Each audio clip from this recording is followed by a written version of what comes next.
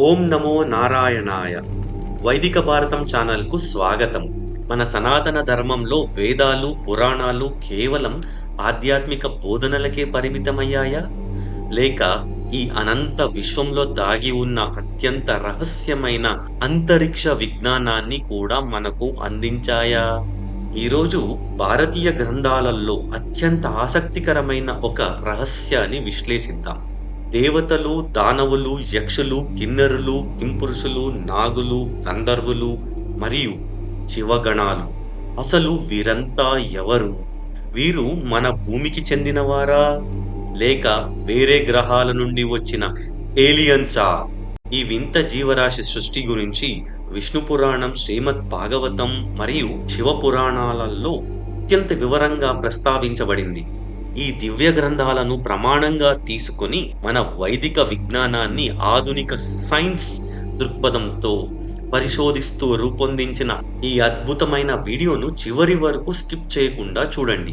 వీడియోలో వెళ్ళబోయే ముందు మీ అందరికీ ఒక సూచన. ఇందులోని పాత్రలన్నింటినీ మన పురాణాల్లో వాటి వివరణ, వాటి వర్ణన ఆధారంగానే నేను వీటిని రూపొందించాను. అదొక్కటి గమనించండి. సృష్టి మొదలైనప్పుడు బ్రహ్మదేవుడి మానసపుత్రుడైన మరీచికి అత్యంత తేజోవంతుడైన కుమారుడు జన్మించాడు. అతనే కశ్యప ప్రజాపతి. మన పురాణాల ప్రకారం ఈ సకల జీవరాశికి ఆయనే తండ్రి. అయితే ఏన్షియంట్ ఏలియన్స్ థియరీ కోణం నుండి చూస్తే కశ్యపుడు ఒక సాధారణ ఋషి కాదు. ఈ భూమి మీద మొట్టమొదటి భారీ జన్యు ప్రయోగాలను చేసిన మాస్టర్ జెనసిస్ట్ ఆయనే. విష్ణు పురాణం మరియు భాగవతంలో స్పష్టంగా ఉన్నట్లుగా దక్ష ప్రజాపతి తన 60 మంది కుమార్తెలలో 13 మందిని కశ్యపుడికి ఇచ్చి వివాహం జరిపించాడు. ఇక్కడే అసలు రహస్యం ఉంది. ఈ 13 మంది భార్యలు 13 వేరు గ్రహాలకు లేదా 13 వేరు జీవజాతులకు మాతృకలు అయ్యే అవకాశం ఉంది. కశ్యపుడు తన దివ్య శక్తిని అంటే డిఎన్ఏను ఈ 13 మందితో కలిపి సృష్టించినవే. ఈరోజు మనం పురాణాల్లో చూస్తున్న ఈ విభిన్న జీవరాశులు ఆ 13 జెనెటిక్ ల్యాబ్స్ లో ఏం జరిగిందో ఇప్పుడు చూద్దాం. మొదటి ముఖ్యమైన సృష్టి అదితి, దితి మరియు అను. కశ్యపుడి భార్య అదితి సంతానమే ఆదిత్యులు లేదా దేవతలు. వీరి సంఖ్య 12. ఇంద్రుడు, విష్ణువు, వరుణుడు మొదలైన వారు.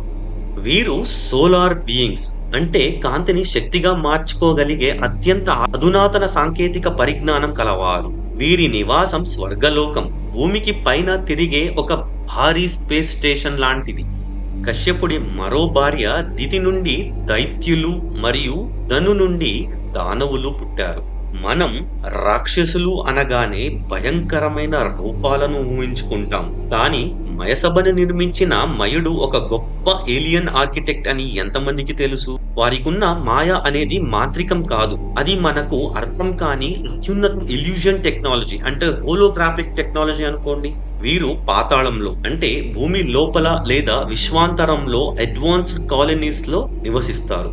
వీరిద్దరి మధ్య జరిగేది విశ్వాన్ని శాసించే దేవాసుర యుద్ధం అంటే ఒక గ్యాలక్టిక్ వార్ లాంటిది.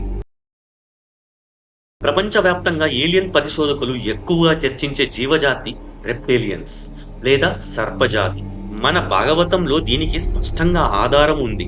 కశ్యపుడి భార్య కద్రువు నుండి నాగులు జన్మించారు. వీరు సాధారణ పాములు కాదు. వీరికి 1000 పడగలు, మనుషులుగా మారే రూపం మార్చుకోగలిగే శక్తి మరియు అద్భుతమైన మణుల పరిజ్ఞానం ఉంది. ఆదిశేషుడు, వాసుకి, ఇక్షకుడు వీరంతా ఈ జాతికి చెందిన వారే. మరో భార్య సురస నుండి భయంకరమైన సర్పాలు, డ్రాగన్ వంటి జీవులు పుట్టాయి. వీరు భూమి అంతర్భాగంలో నివసిస్తూ అత్యంత రహస్యంగా తమ సామ్రాజ్యాన్ని నడుపుతున్నారని పురాణాలు చెబుతున్నాయి. నాగులకు బద్ధ శత్రువులు పక్షులు. కశ్యపుడి భార్య వినత నుండి పుట్టిన వాడే గరుకుమంతుడు మరియు అరుణుడు. పురాణాల్లో వీరిని సుపర్ణులు అని కూడా పిలుస్తారు. గరుకుమంతుడు కేవలం పక్షి కాదు, తను ఆకాశంలో కాంతి వేగంతో ప్రయాణించగల అత్యంత శక్తివంతమైన జీవి. విష్ణువు గరుడ వాహనం మీద లోకాలు చుట్టి వస్తాడు అంటే గరుకుమంతుడు ఒక అత్యున్నతమైన ఏవియన్ హ్యూమనాయిడ్ లేదా అత్యాధునిక బయోస్పేస్ క్రాఫ్ట్ అయ్యే అవకాశం ఉంది.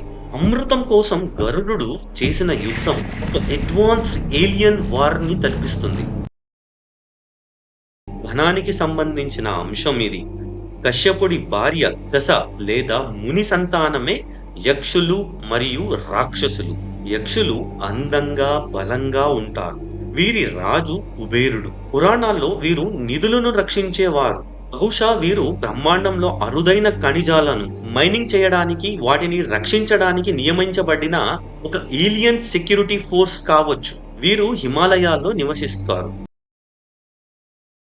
ఆకాశంలో అందమైన సంగీతం వినిపిస్తే గంధర్వులు వచ్చారని అంటారు. కశ్యపుడి భార్య అరిష్ట సంతానమే వీరు.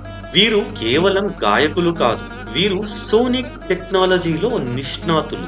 శబ్దం ద్వారా వస్తువులను కదిలించడం లేదా మనస్సును నియంత్రించడం వీరి ప్రత్యేక విద్య. ఇక విద్యాధరులు, పేరులోనే విద్య ఉంది. వీరు ఆకాశంలో ఎగిరే శక్తి ఉన్నవారు. మన పురాణాల్లో వీరు హిమాలయాల్లోని ఆకాశ మార్గంలో ప్రయాణిస్తూ కనిపిస్తారు. వీరు విమాన విద్య తెలిసిన ప్రాచీన ఏలియన్ పైలట్స్ అయ్యే అవకాశం ఉంది. కశ్యప ప్రజాపతి మరియు బ్రహ్మదేవుడి జెనెటిక్ ఇంజనీరింగ్ అద్భుతాలు ఇక్కడ కనిపిస్తాయి. కిన్నెరులు అంటే గుర్రం తల మనిషి శరీరం, కింపురుషులు సింహం తల మనిషి శరీరం. వాయుపురాణం ప్రకారం వీరు కింపురుష వర్ష అనే ప్రత్యేక ఖండంలో ఉంటారు. ఇక వానరులు, వీరు కోతులు కాదు, వననరులు అంటే వనంలో నివసించే మనుషులు అని అర్థం. మహాభారత ప్రకారం వీరు కుల ప్రజాపతి వంశానికి చెందినవారు. ఇవన్నీ కైమరాస్ అంటే రెండు వేర్వేరు జాతుల డిఎన్ఏని కలిపి సృష్టించిన హైబ్రిడ్ జీవులు. హనుమంతుడు, జాంబవంతుడు వంటి వారు వీరు అత్యంత తెలివైన, శక్తివంతమైన అప్లిఫ్టెడ్ బీయింగ్స్. చివరిగా వీటన్నింటికి భిన్నమైనవి, అత్యంత వింతైనవి, అత్యంత భయంకరమైనవి శివగణాలు.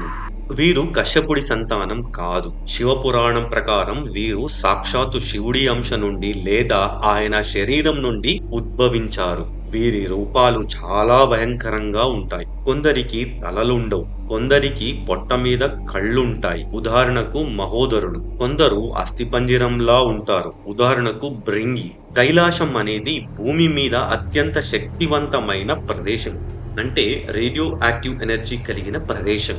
ఇక్కడ మామూలు శరీరాలు మనుగడ సాగించలేవు. అందుకే శివుడు తన కోసం ప్రత్యేకంగా ఈ గణాలను సృష్టించుకున్నాడు. వీరు బహుశా ఇంటర్ డైమెన్షనల్ బీయింగ్స్ లేదా సైబోర్గ్స్ అయి ఉండవచ్చు. వినాయకుడు ఈ గణాలకు అధిపతి, అందుకే గణాధిపతి అని అంటారు. కాబట్టే ఆయనకు అంతటి ప్రాముఖ్యత ఉంది. చూశారుగా, విష్ణు పురాణం, భాగవతం, శివపురాణం ఇవి మనకు కేవలం కథలను మాత్రమే చెప్పలేదు. ఇవి మన పూర్వీకులు భద్రపరిచిన విశ్వాంతర విజ్ఞాన సర్వస్వం. కశ్యప ప్రజాపతి చేసిన ఈ మహాప్రయోగమే ఈనాడు మనం చూస్తున్న ఈ సృష్టి వైచిత్రి. ఈ వీడియోలోని సమాచారం మన ప్రాచీన గ్రంథాలైన విష్ణు పురాణం, శ్రీమద్ భాగవతం, శివపురాణం, వాయుపురాణం మరియు మహాభారతం ఆధారంగా సేకరించబడింది. మా వైదిక భారతం ఛానల్ ఉద్దేశం మన సనాతన ధర్మంలోని విజ్ఞానాన్ని అందరికీ తెలియజేయడమే. ఈ పరిశోధనాత్మక వీడియో మీకు నచ్చినట్లయితే తప్పకుండా లైక్ చేయండి. ఇందులో ఏ జాతి గురించి మీకు మరింత లోతుగా తెలుసుకోవాలని ఉందో కింద కమెంట్లో రాయండి. మరిన్ని అద్భుతమైన వీడియోల కోసం వైదిక భారతం ఛానల్ ని సబ్స్క్రైబ్ చేసుకోండి. లోకా సమస్తా సుఖినో భవంతు. జై హింద్.